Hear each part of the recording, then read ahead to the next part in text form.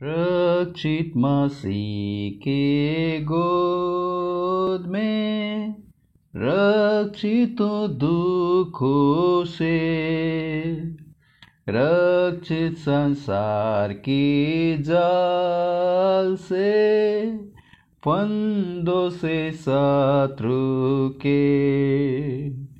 दूर सारे शोक और चिंता, डर और संदेह न, है केवल थोड़ा ही दूर, थोड़ा ही से कष्ट। परम प्रभु परमेश्वर पिता को महिमा और बड़ाई हो। आइए हम आज का मनन के लिए भजन संहिता 42 अध्याय हम देखेंगे। इस अध्याय का जो शीर्षक है इस प्रकार है, दूसरा भाग। संकट और बंधुआई में यहोवा के लिए प्यास, प्रधान बजाने वाले के लिए कोर बंसियों का मस्किल। परमेश्वर का दया से हम भजन संहिता 1 से लेकर 41 अध्याय तक पूरा करने के लिए परमेश्वर ने सहायता किया और आज से इसका दूसरा भाग शुरू कर रहा हूं। परमेश्वर सहायता करे। आप सबका प्रार्थना का सहायता के कारण, परमेश्वर का अनुग्रह के कारण ये सब हुआ है। और आज हम देखेंगे 42 अध्याय को। 42 अध्याय में ये भजन कोर वंशियों ने। कोर वंशी कौन थे का पृष्ठभूमि को हम जब देखेंगे तो गिनती का पुस्तक उसका 16 अध्याय में हम देख सकते हैं। कोरह जो लेवी का परपोता, कहात का पोता और इसहार का पुत्र था, और इन कोर ने दातान और अबीराम मिलकर परमेश्वर का दास और परमेश्वर का विरुद्ध में उन लोग ने बगावत किया था। तो 16 अध्याय का 15 वचन में तब मूसा का कोप भड़क उठा और उसने यहोवा से कहा, उन लोगों का भेंट की ओर दृष्टि न कर। परमेश्वर से उन्होंने निवेदन किया। और उसका 19 वचन में देखते हैं, और कोर ने सारे मंडली उनके विरुद्ध मिलमिलाप वाले तंबू के द्वार पर इकट्ठा कर लिया।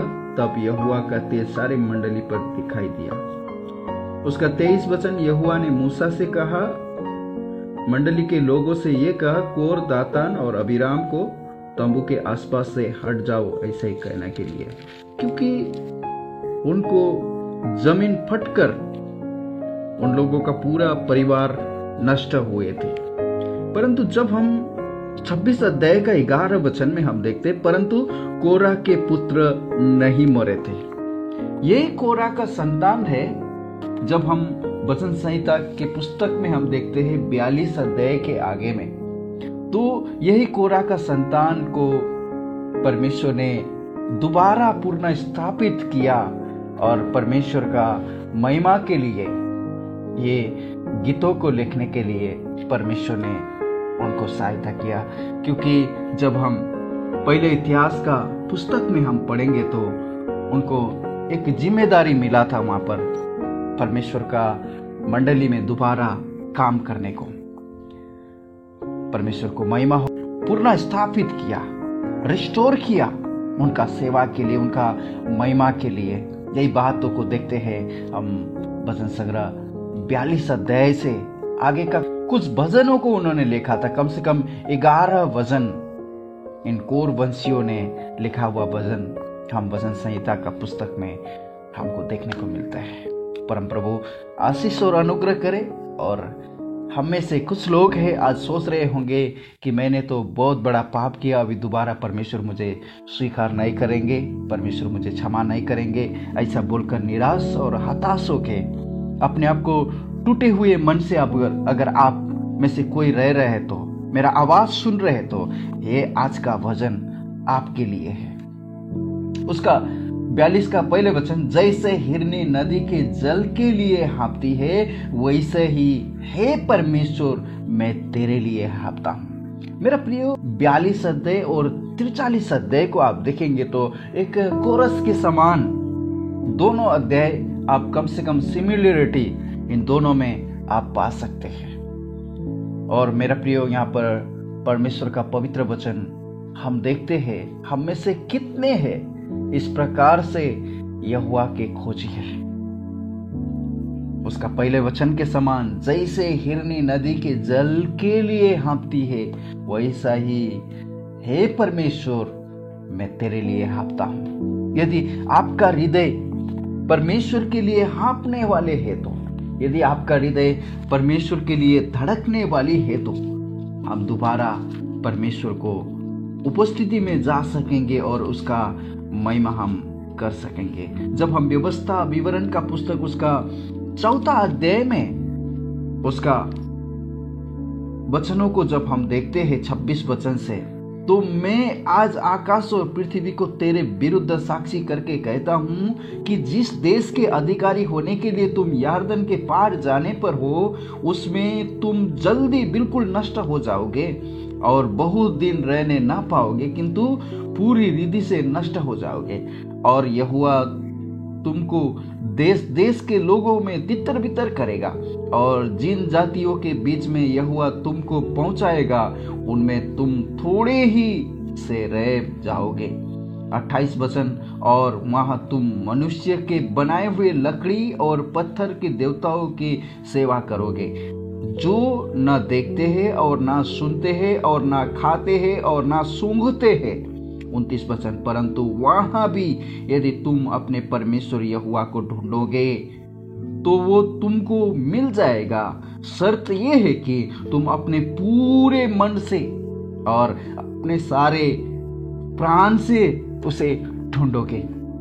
मेरा प्रियो, यहाँ पर परमेश्वर ने एक शर्त रखा है इस्राएलियों के लिए। इस्राएली लोगों का जीवन का इतिहास आप पढ़ सकते हैं, आप सुन चुके हैं कैसे कैसे वो लोग परमेश्वर के विरुद्ध में चला। यरदन पार जाके कनान देश में रहने के समय में तो परमेश्वर ने उनको दया किया। बेबीलोन में उनको 70 साल के लिए बंदवाई में गया, मंदिर बनाने के लिए मन में तैयारी थे, उनको वापस आने के लिए परमेश्वर ने उनको सहायता किया, क्योंकि परमेश्वर ने व्यवस्था विवरण 4 का 29 वचन में उनको वायदा किया था कि यदि तुम संपूर्ण हृदय से मुझे ढूंढोगे तो तुम मुझे पाओगे। और इतना ही नहीं है, यिर्मयाह के पुस्तक में भी हम देख सकते हैं 29 अध्याय का 13 वचन में, तुम मुझे ढूंढोगे और पाओगे भी, क्योंकि तुम अपने संपूर्ण हृदय से मेरे पास आओगे, मुझे ढूंढोगे। मेरा प्रियो, आज आप और मैं भी बंधुआई में है, लॉकडाउन में है, हम अभी तक फिजिकली फेलोशिप करने के लिए हमको मिला नहीं है। आपका और मेरा क्या इन सारे विषय के लिए हाँफता है क्या, तड़पता है क्या? मेरा प्रियो, हम बाहरी रूप से विश्वसनीयता का और फलदायी जीवन का अभिनय कर सकते हैं, पर यदि हमारा संबंध परमेश्वर के साथ उनका प्रेम और उनके संगति में नहीं है तो हम पूरी तरह से बर्बाद हो जाएंगे। क्योंकि जब हम इसी व्यवस्था विवरण का पुस्तक उसका 6 अध्याय 5 वचन में हम देख सकते हैं, तू अपने परमेश्वर यहोवा से अपने सारे मन, अपने सारे जीव, अपने सारी शक्ति से प्रेम रखना। यदि हम प्रेम नहीं कर रहे तो हम अवश्य तहस नहस हो जाएगा। और इतना ही नहीं है, जब हम प्रकाशित वाक्य का पुस्तक 2 अध्याय का 2 वचन से जब हम देखें, मैं तेरे काम और तेरे परिश्रम और तेरे धीरज को जानता हूं,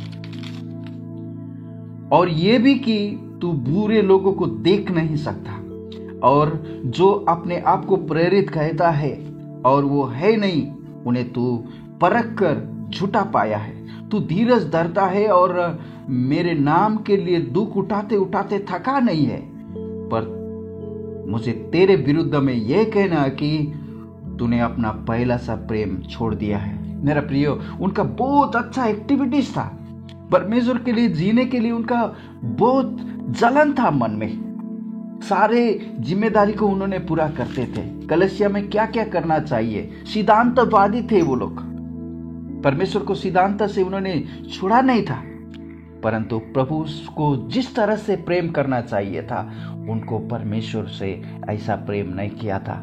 इसलिए परमेश्वर ने उनको चेतावनी देते हुए यहाँ पर कहता है, इसलिए स्मरण कर कि तू कहाँ से गिरा है और मन फिरा और पहले कैसा काम कर।